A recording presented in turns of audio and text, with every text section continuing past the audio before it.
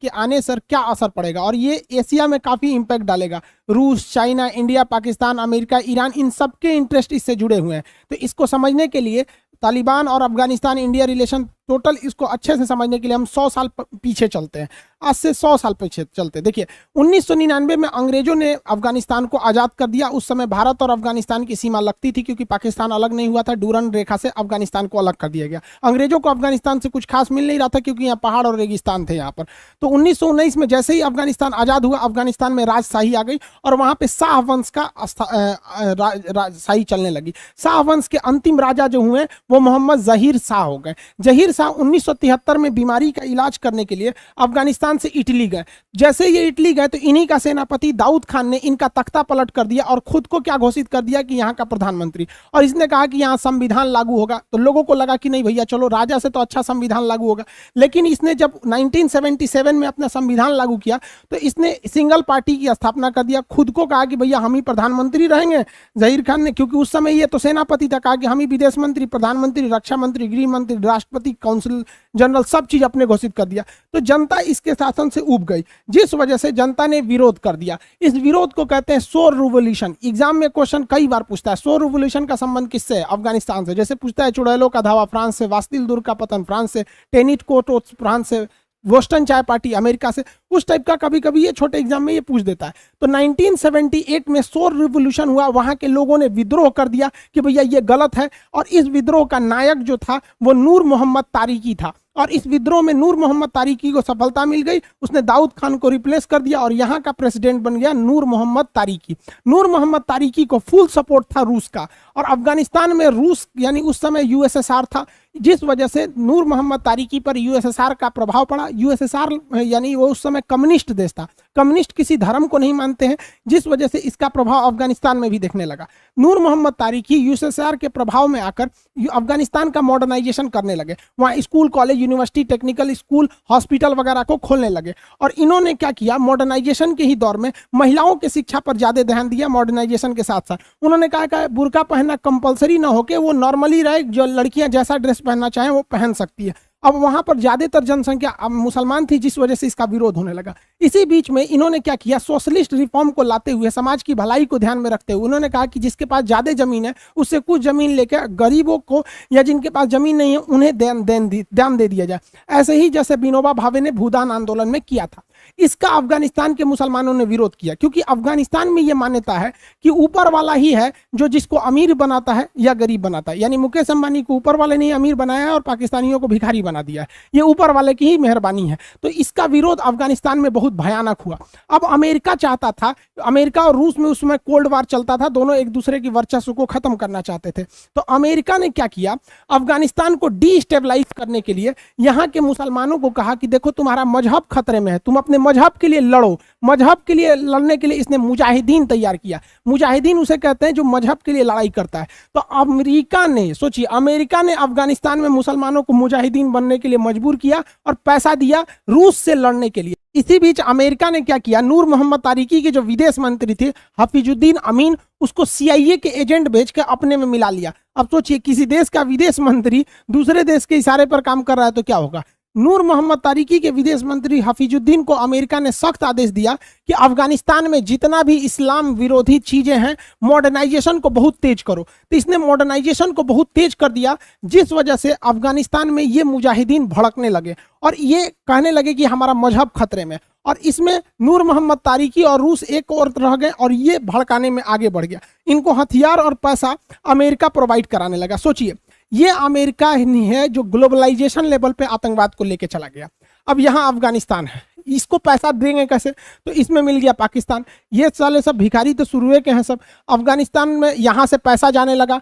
वहाँ पे जितने मुजाहिदीन थे उन्हें अफगानिस्तान से पाकिस्तान लाकर ट्रेनिंग दिया जाने लगा। उन्हें पैसा, ट्रेनिंग सब अब पाकिस्तान से पहुँचाया गया। बदले में पाकिस्तान को भीख के रूप में हमेशा जैसे पैसे मिल जाते थे मिल जाया करते थे। अफगानिस्तान का करियर बर्बाद हो गया, उससे क्या मतलब है। अमेरिका ने इसी सिलसिले में क्या किया, सऊदी अरब से भी लोगों को भेजा अफगानिस्तान में, जिसमें सबसे महत्वपूर्ण नाम आप सुने होंगे ओसामा बिन लादेन का। अमेरिका की मीटिंग हुई थी ओसामा बिन लादेन के साथ कि यहां जाके किसे मारना है, यूएसएसआर को भगा देना है, यहां नूर मोहम्मद तारिकी की सरकार को क्या कर देना है, गिरा देना है, और यहां पर क्या करना है, इस्लाम को मतलब इस्लामिक चीजों को लाना है। अब इस वजह से यहां पर आतंकवाद बढ़ने लगा। अमेरिका ने अफगानिस्तान के स्टूडेंट्स को भी क्या कहा, इसके खिलाफ भड़काना चालू किया। स्टूडेंट्स को वहां की भाषा में तालिब कहा जाता है। तालिब यानी स्टूडेंट है। इन स्टूडेंट में उमर नाम का जो स्टूडेंट था वो काफी ज्यादा मतलब उग्र विचारधारा का था, बहुत ज्यादा मारकाट में आगे रहता था।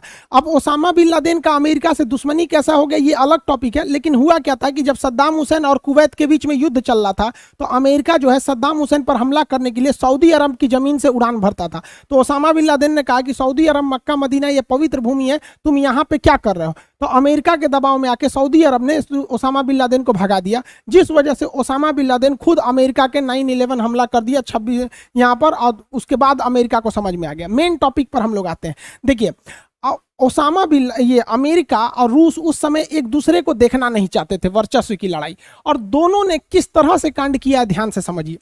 ये है ईरान। ईरान इसी समय 1979 में दो जगह पर मॉडर्नाइजेशन चल रहा था। ईरान में अमेरिका का प्रभाव आ गया और यहां पर उसने मुसलमानों को मॉडर्नाइजेशन, पश्चिमी सभ्यता, शराब, बियर बार, अय्यासी सब चालू करा दिया यहां पर, और यहां पर कहा कि भैया ये मॉडर्नाइजेशन के लिए जरूरी है।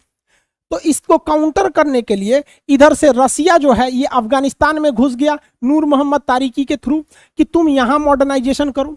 लेकिन अमेरिका को देखिए, जो अमेरिका ईरान में पश्चिमी सभ्यता थोप रहा है वही अमेरिका अफगानिस्तान के मुसलमानों को कह रहा है कि तुम्हारा धर्म रूस बर्बाद कर रहा है मॉडर्नाइजेशन करके।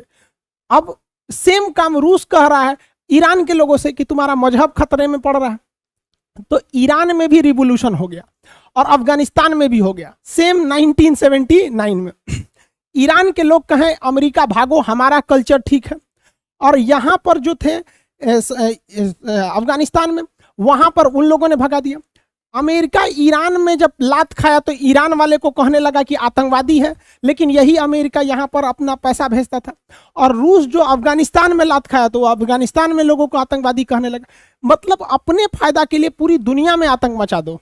ईरान रिवोल्यूशन सक्सेस हो गया और अमेरिका को यहां से भागना पड़ गया वापस। अब अमेरिका को डर इस बात का था कि ईरान से हम तो हार के आए हैं, यहां अगर रूस का दबदबा हो जाएगा तो यह बात अमेरिका के लिए ठीक नहीं थी।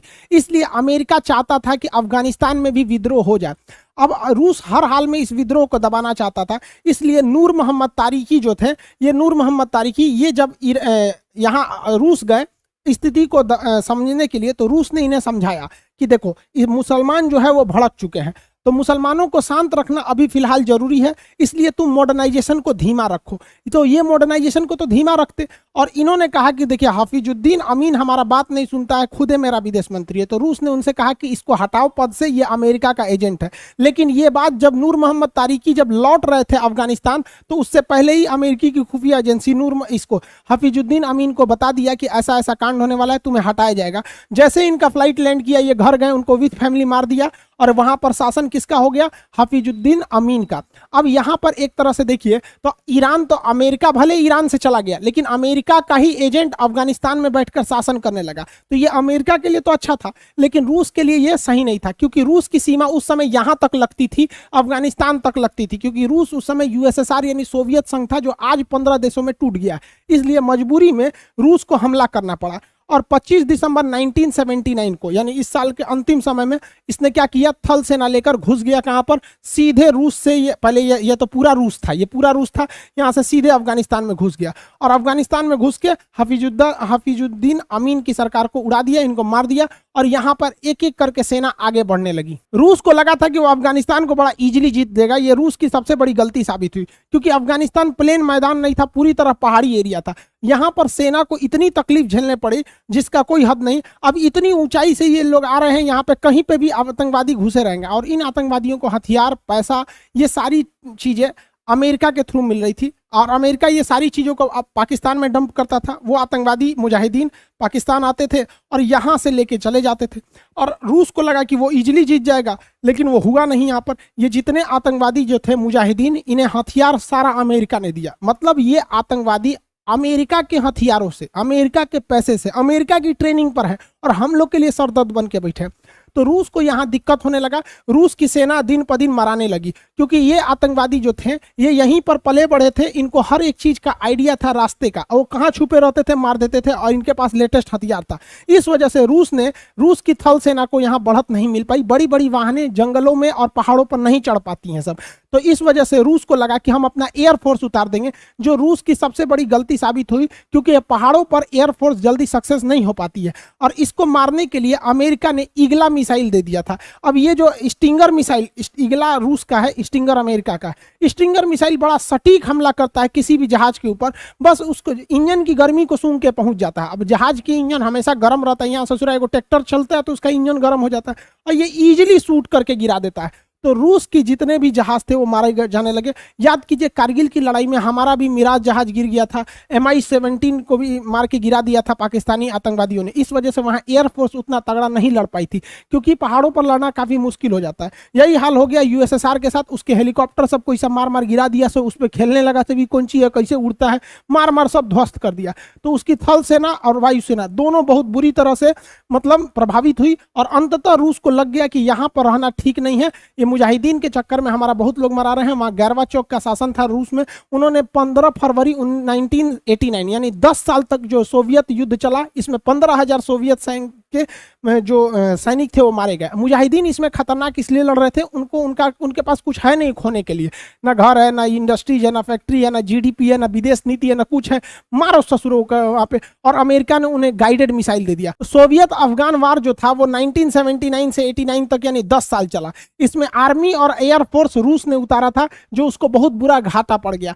हथियार और पैसे की सप्लाई अमेरिका ने किया था यहाँ से, और ये इस पर ट्रेनिंग, लॉजिस्टिक सपोर्ट, शेल्टर, आतंकवादियों को छुपने का जगह, आतंकवादियों को अपने रिश्तेदार की तरह घर में रखना, ये सारा काम किसने किया था? पाकिस्तान ने किया था।